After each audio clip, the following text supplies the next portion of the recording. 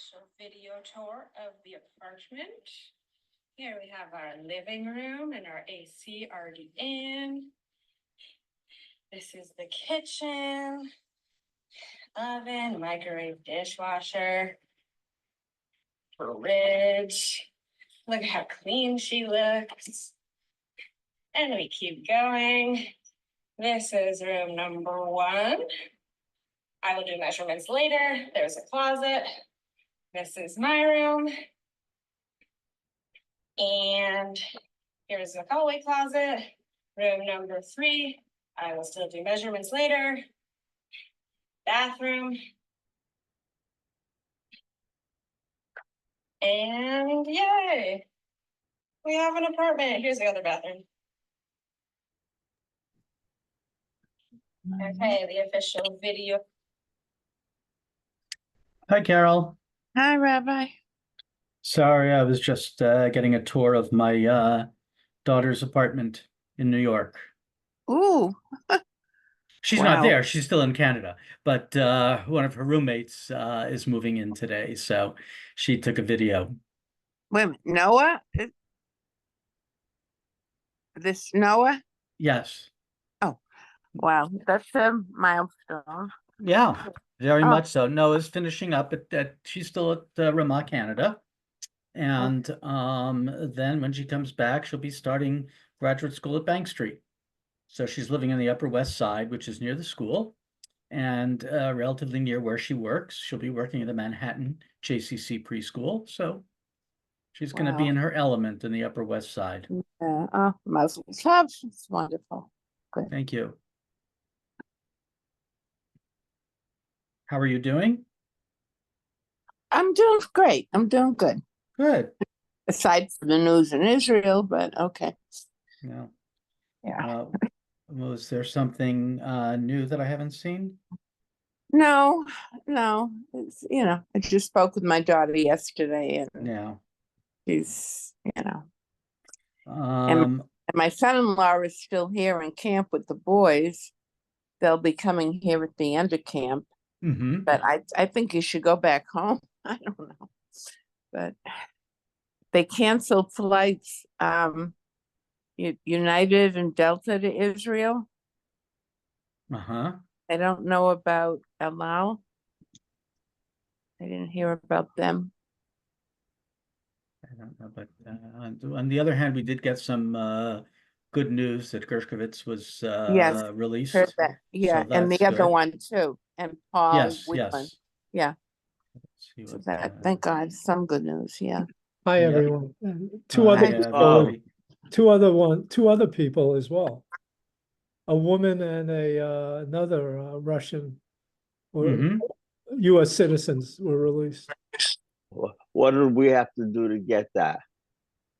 Yeah, we gave up a bunch of their Russian prisoners. Yeah, Okay. I'm sure. Yeah. I never did understand why we basically preferred to trade off a basketball player rather than a Marine. I hope they got that Marine back by this time. He's been there for 5 years already. He's in U.S. custody right now. Thank you, Shelley. You made my day. Yeah. Yeah. Any good news is welcome. Yeah. Now we just got to get the hostages out of there. Yes. Yeah, right. Well, according to Qatar and so many of our news media, we shot ourselves in the foot by taking out Hania, because after all, he was the moderate engaged in the negotiations. The word moderate should be in quotes because he really wasn't a moderate from what I read. He wasn't, not in any way, shape, or form. The world is much better with him dead. Right. Interestingly, the hostage families have understandably been incredibly frustrated with the Israeli government, and they want so much for their family members to be restored to them. And I haven't seen a lot of kvetching about the fact that Israel took out Hania Right. because, you know, that was just too important. And Well, that's exactly they the point, planted Rabbi a, Popke. You know, they, all these things are too important. And I think you have to realize that, you know, out of all the hostages, if there are 80 of them alive, it would be a lot, probably even less than that. And operationally speaking, Israel's a country that's close to 10 million people. You know, there's no way that Israel's going to conduct its primary policy at war with the thought that the most important thing they want to accomplish in this war is to basically get a hostage release. That's not the most important thing that they want to accomplish. What they want to accomplish is to see to it that this doesn't happen again. And that Hamas and Hezbollah are put away to such an extent that basically they look. What about the 80,000 people who are living in the north who can't even go home right now because of the fact that basically Hezbollah's rockets are, for all practical purposes, devastating the territory? Don't they have a voice in government policy? You know, what about all the people in Otef Asa who also can't go back because Hamas is still shooting rockets at them? I mean, I just don't understand why basically the United States would never basically, you know, we had hostages, but we never basically, I mean, yeah, if the United States was worried about the hostages from Iran, it was because it was an insult to their military honor, not because it was personal. You know, whereas here we make it personal, and I think that's a mistake when we're talking something. You know, the national has to come before the personal, not the other way around. Maybe we can get something out of this fight parsha. wars. You don't fight wars for a truce. You fight wars to win them. Right. Well said, Rabbi Zucker. Yeah, which is why Israel's successes over the weekend were really, despite the fact that, God forbid, the media would put it in any kind of truthful or realistic fashion. They're not interested in reporting news. They're interested in telling stories. right. You know, Well, today not the Times truth. told a story that was sort of pleasant to read, even if it is just a story, and that is that Deep is most probably dead. You Yes, know, that was a I good thing. mean, that again, we have no proof that he is, but on the other hand, he certainly hasn't said anything or made any kind of appearances since 2 weeks ago. If the New York Times is prepared to put up a story on the top of the front page saying that most likely he's dead, then okay, it's a story, but given what I usually have to read in the New York Times, it was a pleasant story. Yeah. And that other fellow that was killed, the other Hamas leader, it was a bomb that was planted 2 months ago in that building, and it was remote detonated. They just announced that a couple minutes ago. Yeah, I didn't read the articles yet. I just saw them popping up. Yeah, Interesting. listen, and frankly, as Americans, we should also be thrilled at the Hezbollah guy that we took out Yeah. in Beirut, since he was also responsible for the The bombing of 1983, yeah, that was a massacre. It was Yeah. horrible. I was in Absolutely. Israel at the time, and so we were Absolutely. getting very quick news. And one of my colleagues, Arnie Reznikov, a very, very famous chaplain, that was his career. Arnie worked in the chaplaincy, and he was there. And he said that, you know, he was shaving and suddenly all the windows blew out, and he looked across the street and the building that was there was no longer there. Hmm.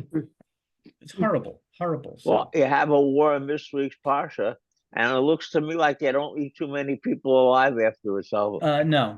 I was going to say there, like as always, there's a great deal in this week's parasha. First of all, because This there one's are the two biggest of parshiot. all. Yeah. There's no bigger Torah reading that you can do on one Shabbat than what we're going to be reading this Shabbat. Gee, thanks. Yeah. Oh, I remember when I used to do that. When I got to Shvi, Shelley, you probably remember. Joel and I made an agreement. No, I'm talking about the time that you weren't there, Rabbi Papi. No, we had okay. to cover the whole thing ourselves. And basically, I thought I made an agreement with Joel that he would go to the end, but it turned out that when he got to the top of chapter 35 of Shvi, he said, no, I thought you were going to go to the end. So neither one of us was prepared. So I said, Rabbi Shelley, you were the one who was the conductor Yeah, I there, know. basically seeing to it that we got through it in one piece. Right. And not only It's that, it was fine. your job to tell everybody to get off their, and stand up for Chazak, Right, yeah, and in the good old days when I do the whole thing, I remember when I saw that break, the end is in sight. yes, That's the way you feel about Mato. But the right, point here this is every single thing in here is not repeating something from before. It's Right. basically stuff that each one of them, right. is worth learning about separately. And the irony of it all is that I think in most situations, the parsha that suffers is more maseh than matot. Okay, in other words, I'll talk to friends about something that's very clear cut. Parsha maseh. For example, we now find out that Nachshon ben Aminadav is no longer the president of the Sea of Sheba Yehuda, and guess who's taken his place? Kalev ben Yefuna. That's something worth knowing. Most people have no idea that this has even happened because this is buried inside chapter 34 somewhere, along with boundary lines and a lot of other text stuff. And it just somehow gets lost in the shuffle. So please, Rabbi Papi, throw some light on this, very clouded up double Well, header. unfortunately, I'm taking a look at just one minor little thing in the parasha.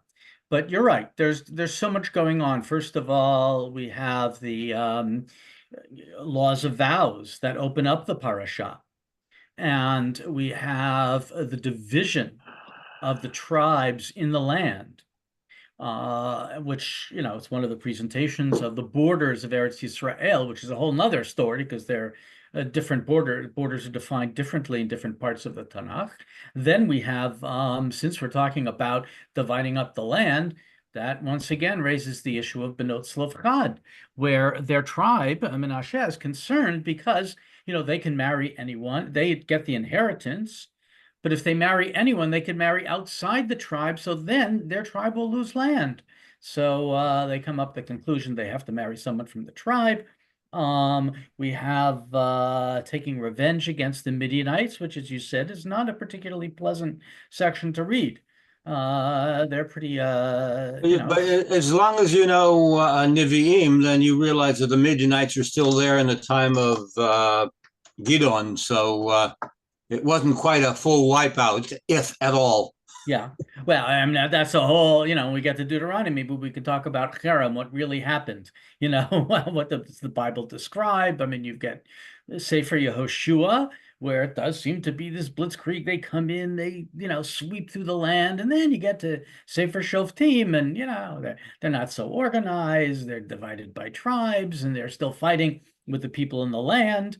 And then even the Cherem traditions in Devarim.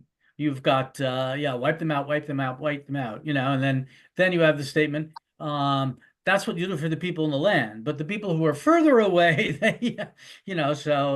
they struggle with that a bit.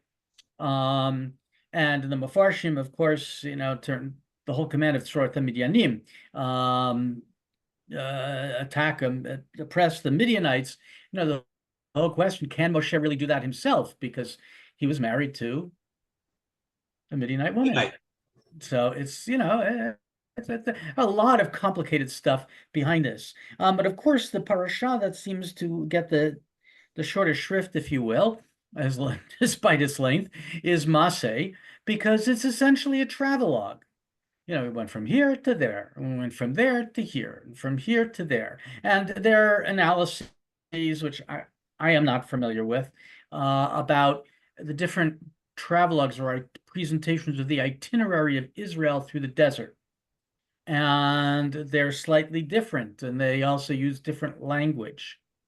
But I'm going to look at one which seems to open up a whole can of worms. That is the simple line here from the beginning of Maseh, whereas it's going through their itinerary as they come out of Egypt. And at one point at one point it's written, Vayisu meRefidim, and they marched on from Refidim ve'achanu b'midbar Sinai, and encamped in the wilderness of Sinai. And really the interesting thing is the next part, Vayisu midbar Sinai ve'achanu. Okay, they were at Sinai, but they did not. Why don't they mention what happened at Sinai? Yeah. Excuse me one moment. Sorry, I'm in class. I'll call you back. Sorry, it's my daughter in Canada. They're in the midst of one of her roommates is in the midst of moving in to their apartment. It's a little bit of a balagan. Okay.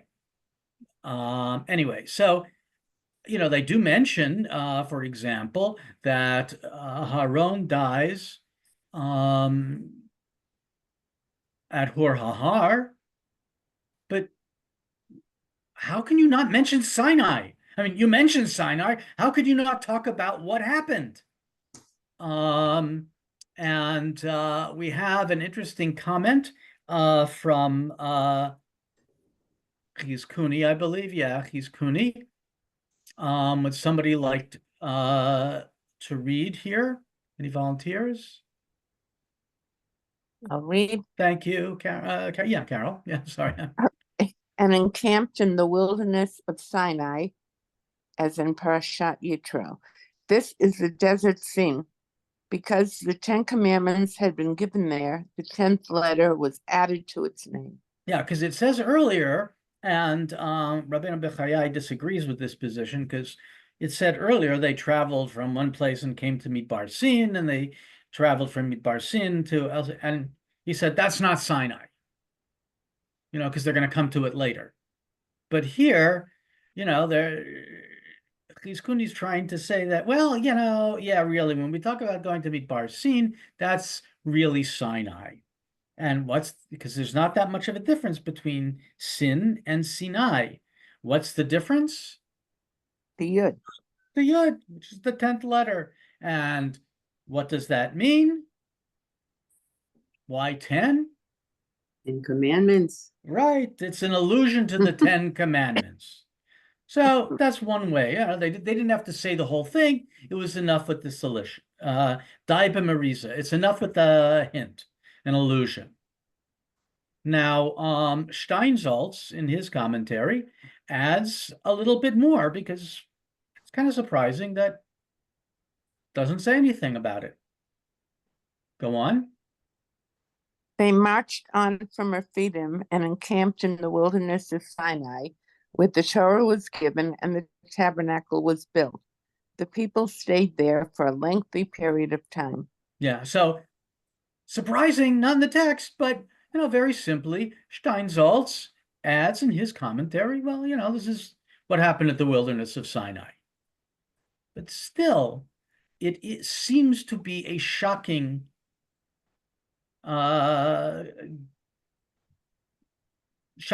this would be missing, that they wouldn't get into this in greater detail. Except we see that Sinai, as important as it is, seems to be absent from a great deal of the Tanakh. So might be a little bit surprising. So in fact, on one of the articles in the Torah, the Torah.com, we have this article by David Frankel, who teaches at Schechter Institute, and here's what he has to say. Go ahead. In light of the clear centrality and importance of the Sinai theophany in the book of Exodus. By the way, that's the appearance of God. And Theo being God.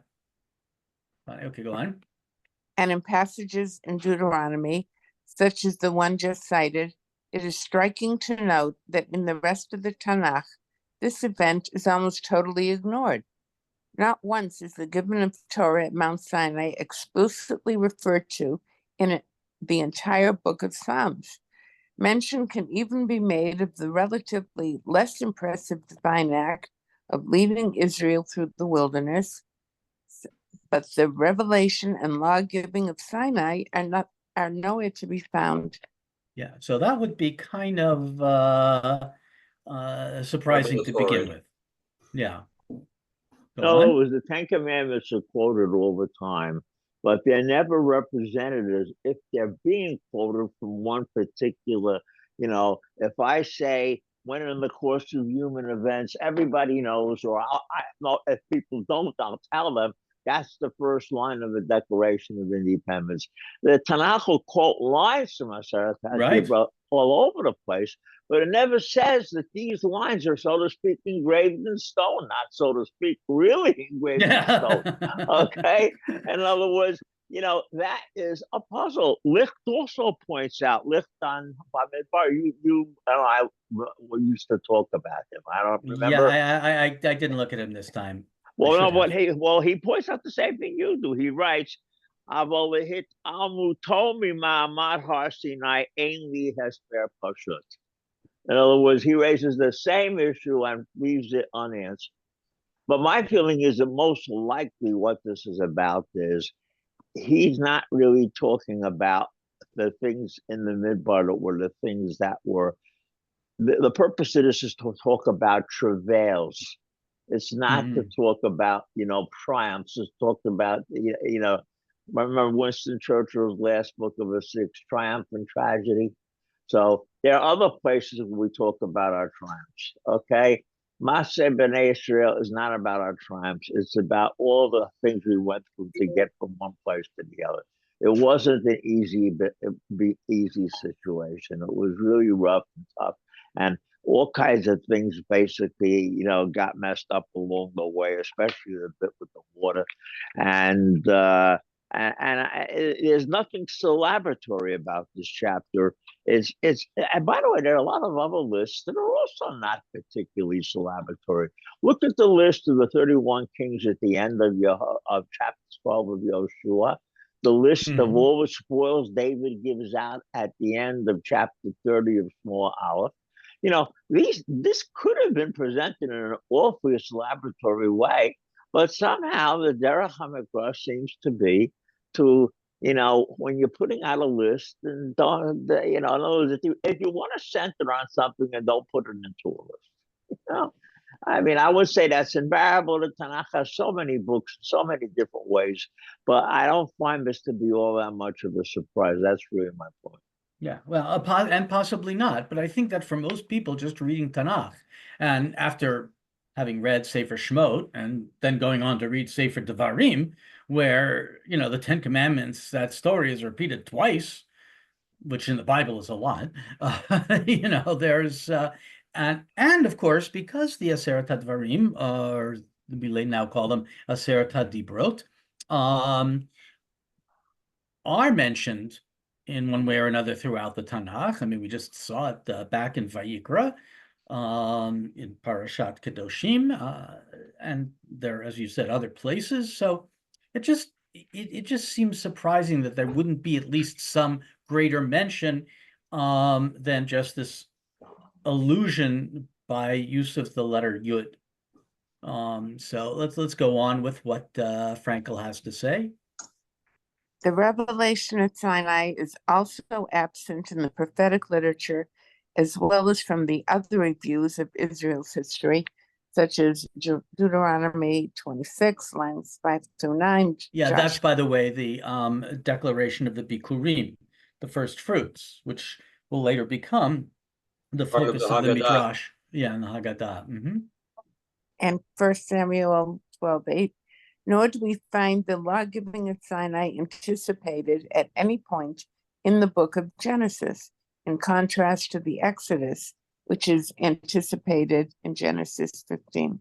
Yeah, so one blatant example of the revelation of Sinai being absent in the prophetic literature is here in Ezekiel, which, for all of its similarities to the Torah and clearly drawing on elements of the Torah, there are also some significant differences.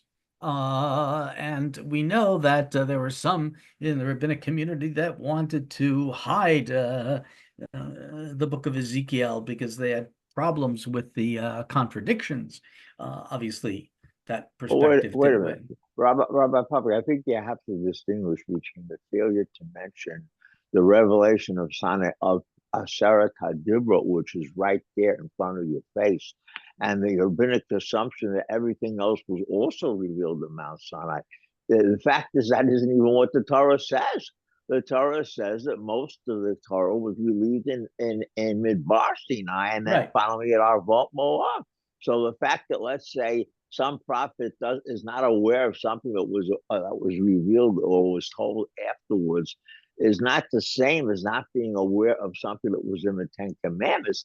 That's because that was written into stone and was preserved and was intended to be, in other words, it was obviously considered to be on a high, it would be the equivalent to, let's say, the Constitution in the United States. Now, though we have lots of other written documents, but the Constitution is the one that is the supreme law of the land.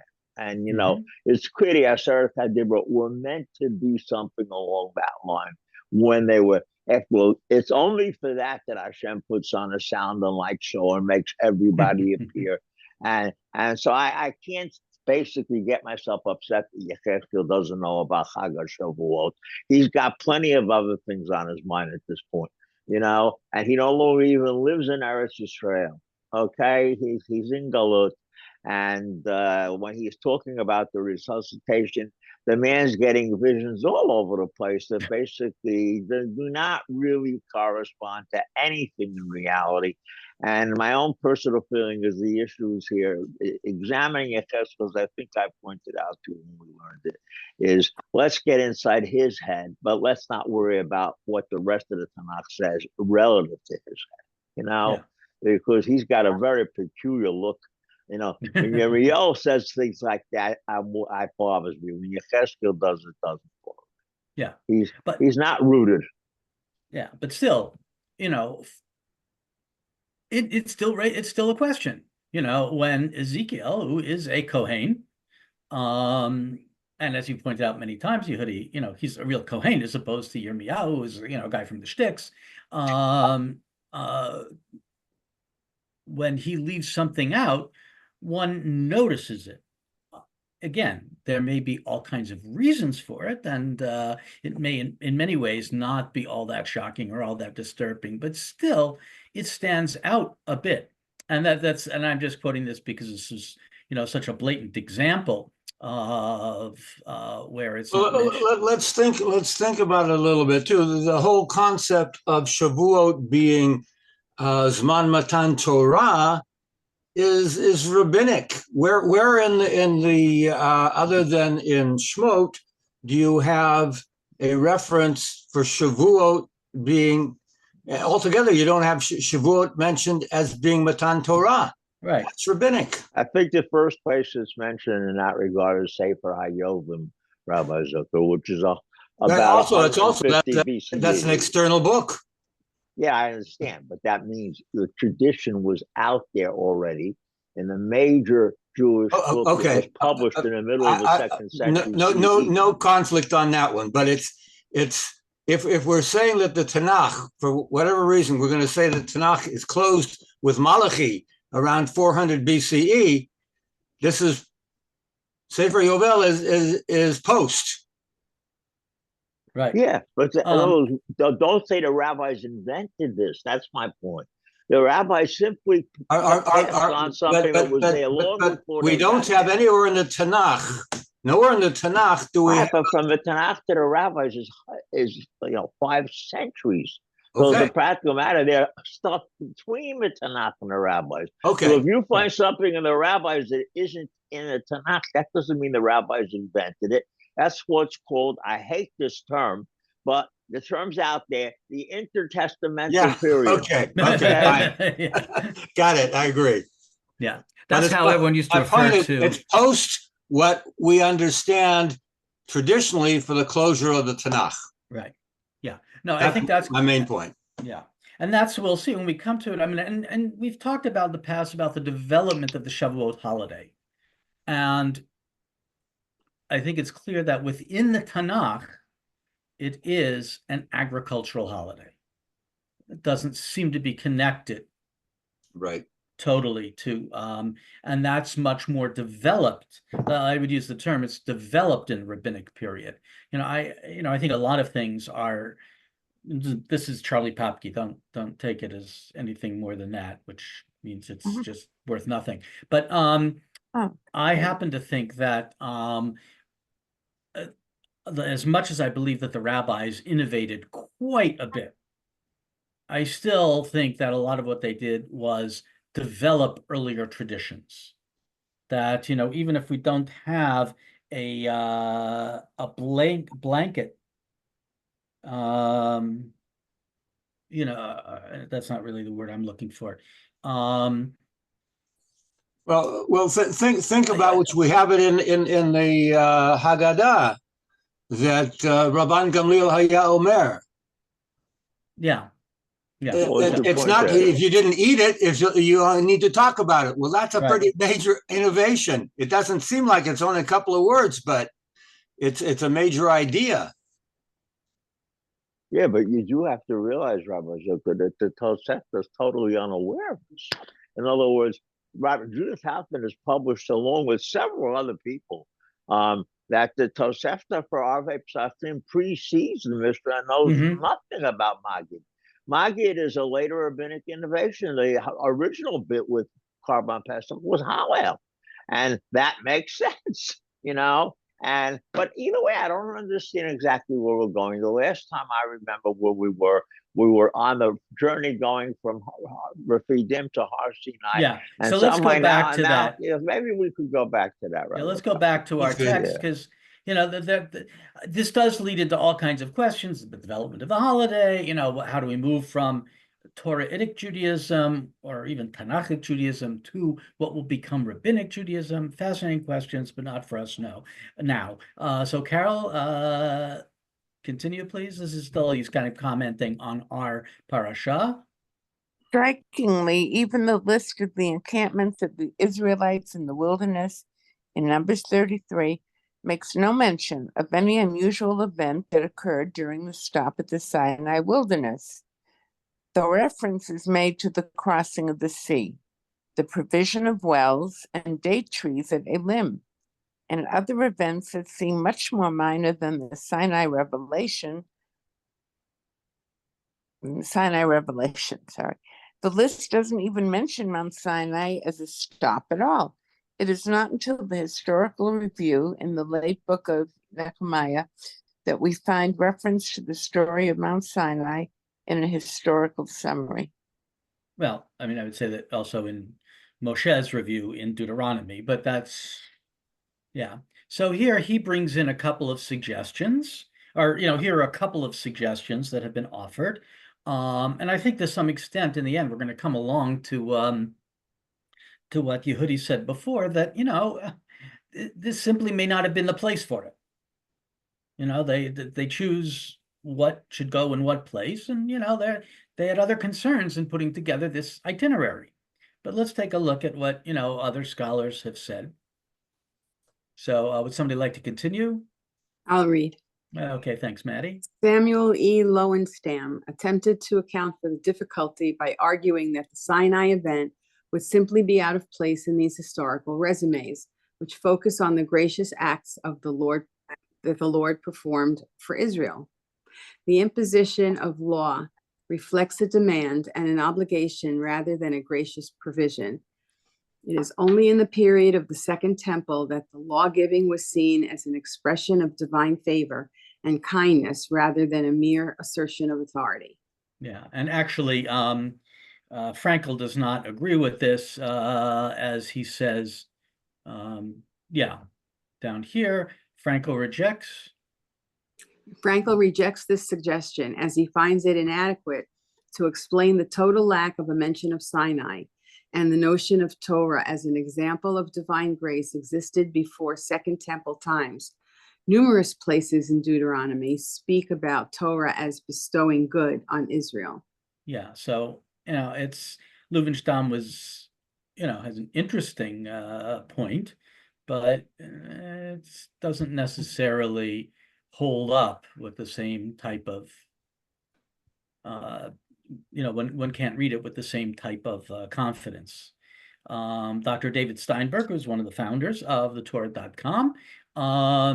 He has an interesting homiletical approach to it, which, I think is just as good. Accordingly, I would like to suggest the following perspective on why God did not instruct us in the Torah to celebrate the revelation of the Torah on Mount Sinai. As we learn from the story of Eliyahu, Mount Sinai was a one-time event. Yeah, now remember the story of Eliyahu, where after he arranges for the death of the 400 prophets of Baal, after he shows them up, of course, God responds to him and not to those prophets. And Queen Jezebel says, this and more I'm going to do to you tomorrow, so he runs away. He's scared for his life, and from the text, he's clearly in depression, and he goes from northern Israel down to southern Israel, and he's given strength by being fed by an angel, a messenger of God, I should say. Then he goes down to even further to Sinai. Then he goes inside the cave at Sinai. There it's called Horev. And he has that famous revelation where Kol Damama Daka. Kol Damama Daka, the still small voice, or as they translate it now, the soft murmuring sound. In other words, first of all, there's the earthquake, there's the fire, all the things that you would expect at Har Sinai. And that's not it. and you would expect from Eliyahu, because Eliyahu is most definitely a very, very fiery guy. And it's no. I'll come back to that story in a moment, but I would also say that that's also like evidence of knowledge of this story of Sinai in Tanakh. It's clearly alluded to here. So you can't just say that the whole events at Sinai it can be cut out of so many parts of the Tanakh. Sometimes they're very evident. Yes, Yehudi? There happens to be a pretty good new book about this whole subject called Al Safa Aret Tamuv Tachat. I'm putting it in front of you so you can see it. I hope you can see it. Can you see what I'm putting up there? Al Safa Aret Tamuv Tachat from Magnus Press, Hebrew University Press in Israel. And it's devoted just to the last three parshiyot of Sefer Bamidbar. And it discusses a lot of these issues, okay? But in real heavy duty detail. Now, in other words, if you really want to pursue some of the lines of thought you raised here, this is the place to go. It has a terrific bibliography and a good, what do you call that? Scriptural index. Published in 2013, and the English is on the threshold of the promised land. Okay, so I'm just saying, because to me, if you look at the rest of Parshat Maseh, it's very clear that the emphasis here is, yes, we're looking backward, but the bottom line is here we're looking forward. Okay, in other words, a lot of time in the Tanakh is difficulty figuring out which is the primary direction. Remember, and in this case, I think, yes, in order to go forward, you got to see how you got to the point you got to. But at the same time, that is simply a prelude to going forward, okay? And that's why at this point, and of course, if you want to basically talk about the editors of the Torah, which I don't think is unreasonable, Franz Rosenzweig, our redactor, are perfectly aware that, in Parshat V'Elchanan and Parshat Eikev, there's going to be a super deluxe presentation of Matan Torah. So why stick it in here?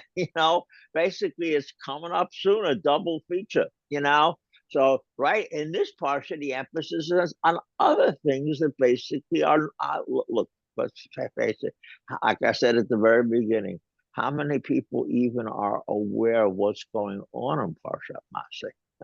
Everybody knows about B'nai Gad and B'nai Reuven.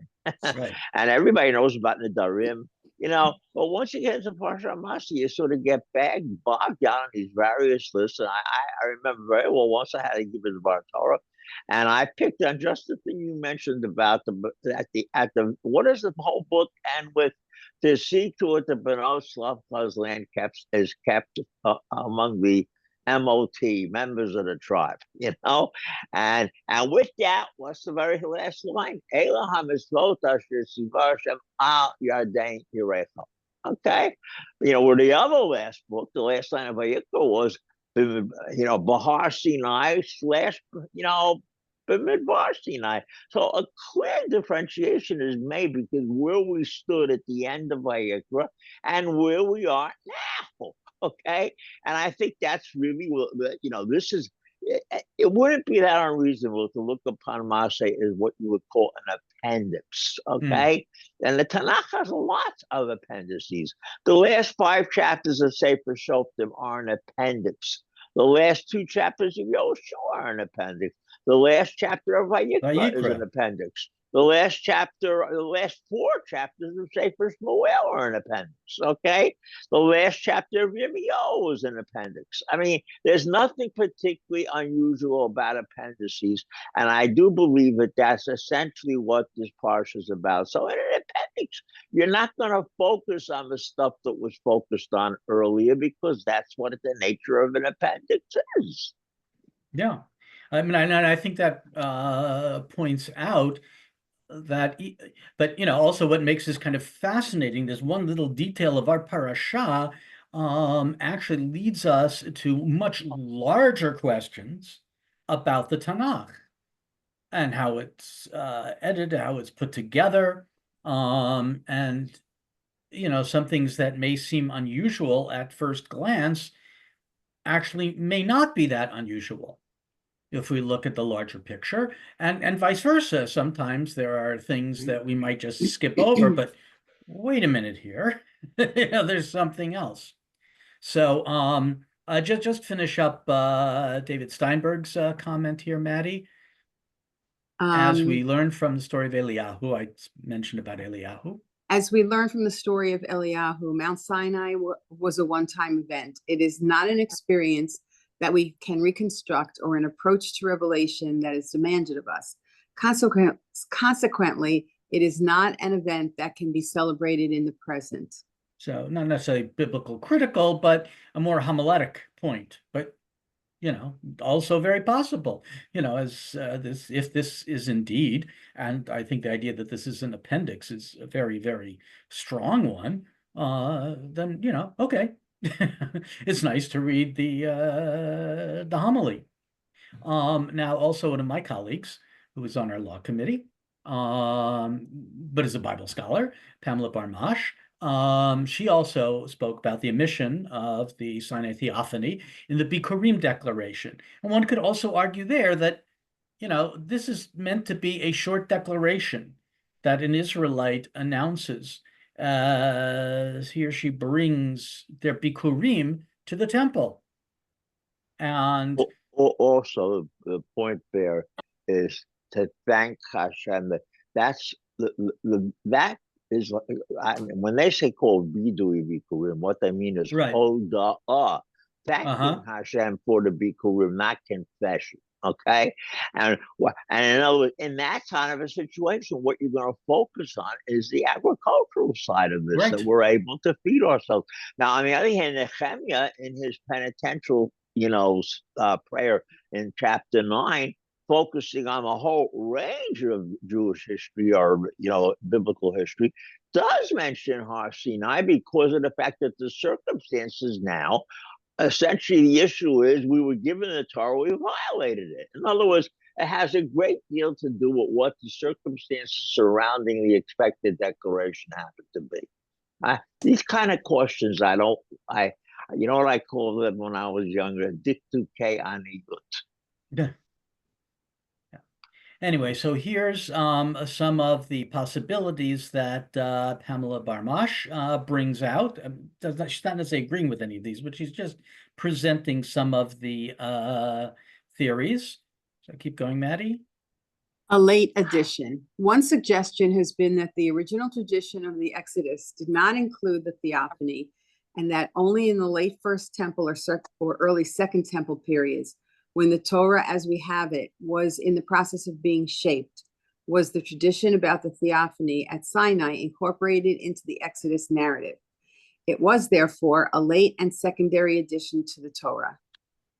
Yeah, certainly possible. I think, I don't know how late it was that this stuff was added. I would say that, we have the Torah, at the time of the return from Babylonia.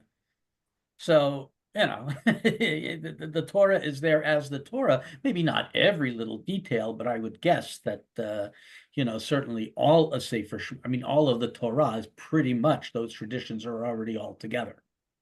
How would they another add thing. something? How would they Sorry. add something? The scroll is complete. It's in critical studies, the compilation of the Chumash itself is a very complicated process and was very much in change. It's really, my view is that Tanakh altogether, but even Chumash, things are not frozen till after the destruction of the Second Temple. What we find from the Qumran tradition indicates a variety of approaches, often very similar, but not totally the same. And the last man standing type of thing after the destruction of the Second Temple happened to be the Pharisees, who became the proto-rabbis, and that's why we have what we have. Yeah, and also, But another thing here, the Okay, go ahead, part Edie. about the Ten Commandments, I think we really have to get straight, because I think what Maddie is saying definitely needs to be considered, which is, okay, frozen, maybe it wasn't, but the connection of the Exodus with the Ten Commandments and the idea that the Ten Commandments were given in the wilderness is, and that I think basically was something that was, pretty much out there, from why? Because everybody quotes it. The most likely laws in the Torah to get quoted by later writers are those laws that are in the Ten Commandments. Even in Psalms, they're quoted. Okay, they're not, and even in early Psalms. I know there are late Psalms from Second Temple times, but there's also royal Psalms and Psalms that are without any question from the First Temple. And basically, those Psalms quote the Ten Commandments. It's awfully hard to believe that the connection between the Exodus, the desert, and the Ten Commandments wasn't something that was out there, from day one. And basically how it got written up later, that depends upon, I prefer to use the term standardized, Rabbi Zucker, to frozen. Okay. But how it got standardized is an editing issue. The real issue is, are you going to tell me the First Temple Jews were unaware of the fact that there was a super sacred set of statements that basically were made back in the good old days of the Midbar that were sort of Israelites' foundation document, and that these statements were given in the desert? And yes, I don't have to say Sinai. We have another name, Horeb. That's close to the desert. Okay, I don't have any problem with which one we want to call it, but the idea that the desert was the place where we first had our major encounter with Hashem, Yimsa'eu v'yeretz midbaro v'tohu yilel yishimon yisovavenu yivonanehu yisrenu, that whole bit there, and talking about how Hashem told them only to worship him, and they failed. This is Shira Ta'azinu. My God, how far back can you go? I mean, even Frank Cross is willing to admit that that's one of the earliest poems out there. So I not to speak of so many others that, Hosea's, Kanavim, Midbar, Masati, Israel. In other words, wilderness theology and the rest of the Tanakh is not the way it's presented in Bamidbar and Devarim, which is, I gave you laws in the wilderness and you were a bunch of no goods and violated them. Other places make it look like wilderness theology was Hashem's honeymoon with Bnei Israel, and the Jewish people did exactly what Hashem told them to do. And either way, the bottom line is there were laws, and of the laws, the Ten Commandments are the ones quoted far and away more than any other laws by many, many different authors. And I can't basically get into the idea that somehow or other that what this man is saying here about a late edition, if he means a late edition in the sense that the way we've got it now and read it in Parshat Yitro, I could live with that. Late edition in the sense that what Yitro is a fundamental story, the way Parshat Yitro presents it, is in itself a late story. No, I can't. I don't think that's true. Yeah. No, and- I agree. I agree with you. Yeah. Let's just read the And Maddie, just read certainly, the next certainly one. Habakkuk would indicate a desert tradition early. Yes.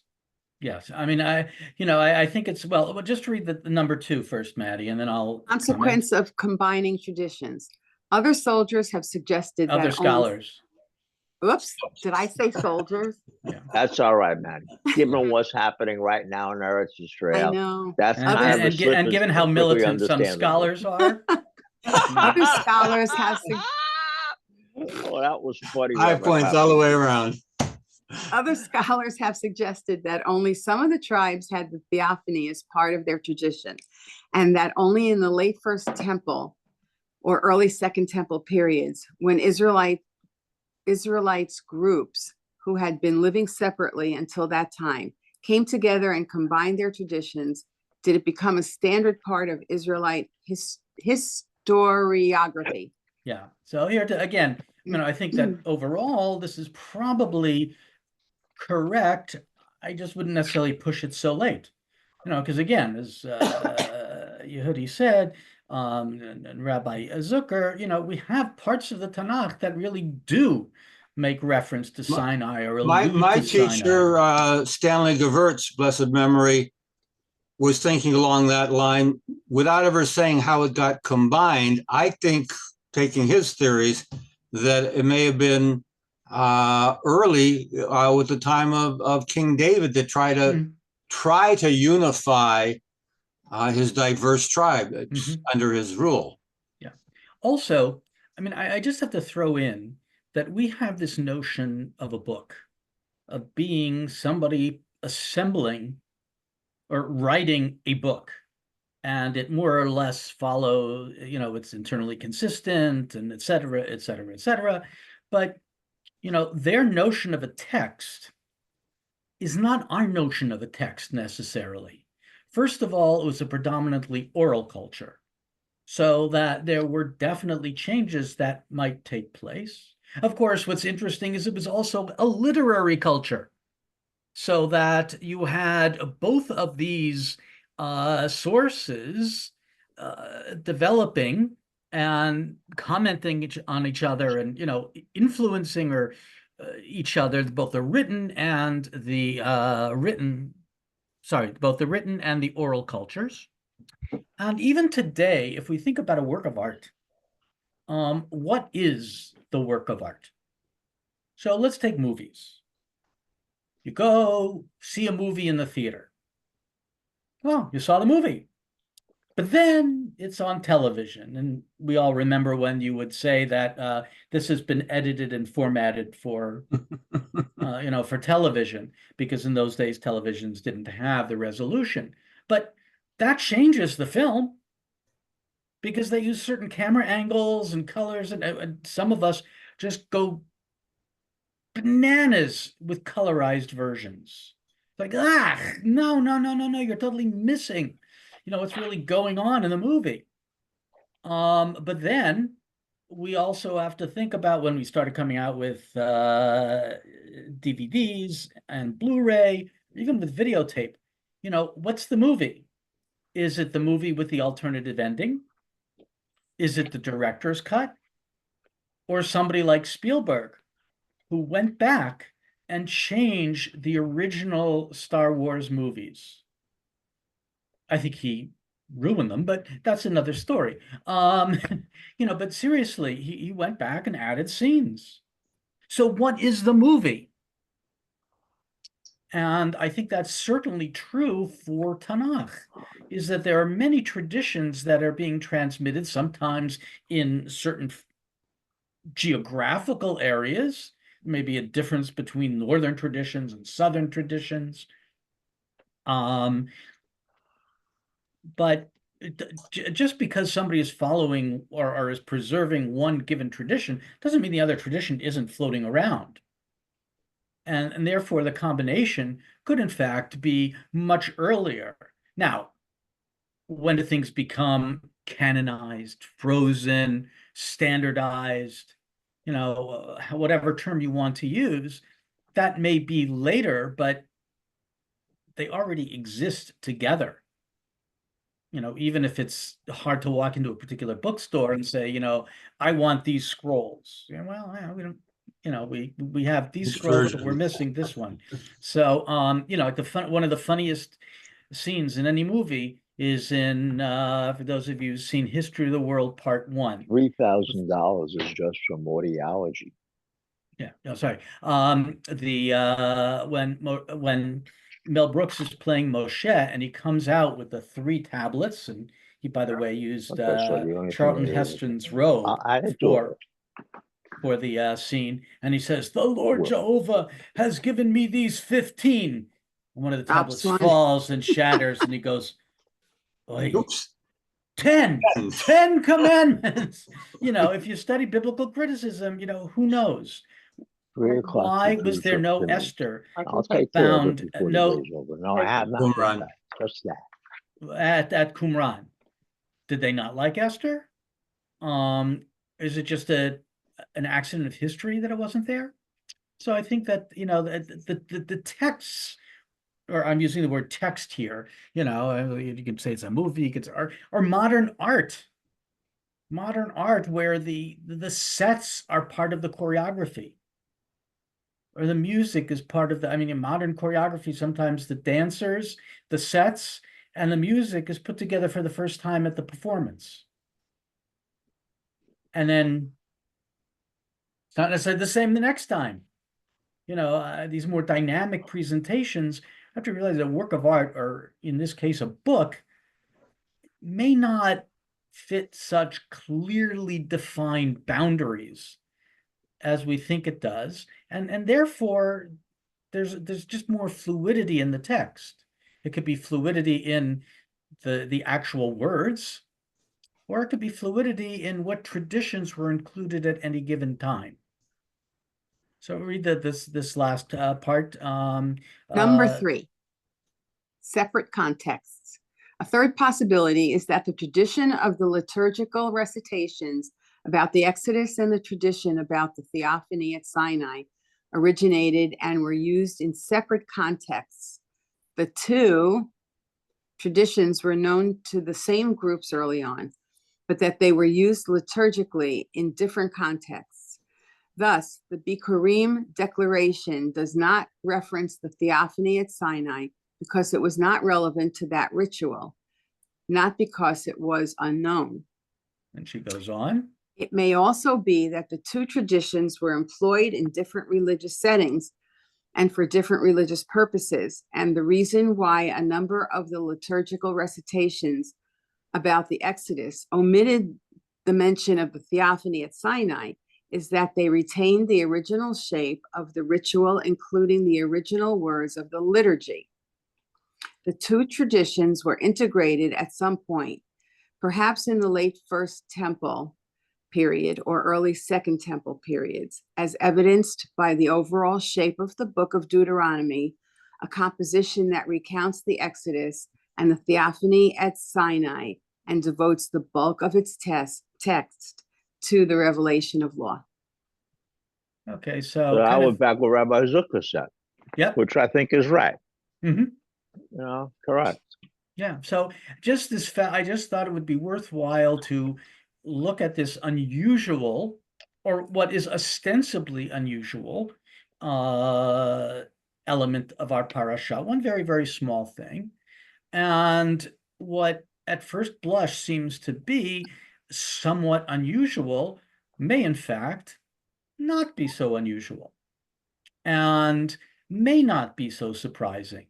That, one, due to the nature of the development of the Bible as Bible, development of the books, or just simply different contexts. And it's not necessarily, putting it into Second Temple times, I think, is even pushing it a little bit far. But just a little bit about the history of how we understand the Tanakh and the different traditions that make up the Tanakh. I mean, I think I don't, it's been so long since I looked at any of this stuff, like 30 years or more. But if I remember, Martin Note and Van Rad also had these theories about how the Bible was put together, and they separated the Sinai traditions from the Exodus traditions, and that was their perspective, but we don't necessarily have to agree with it. And I'd say most scholars today probably don't. But so I'm sorry, I've got to go to catch another webinar. But so again, Thank you, Rabbi. Rabbi Poppy. Thank you. remember, and we know the next time is the 15th, right? Right, exactly. But Okay, we're going to so continue meeting settled. through August. Like I said, no reason not to. Okay. I'm sorry that I just couldn't get another doctor's appointment to, because obviously I wouldn't Happens do to it the on best of Thursday. us. Yeah. All right, everybody be well and stay cool. Shalom uvracha. Shabbat shalom. Not next week. Okay. Did you see my question to you about Tisha B'Av? No, I'll have to get back to you afterwards, okay? No rush. Sorry. Good. Okay.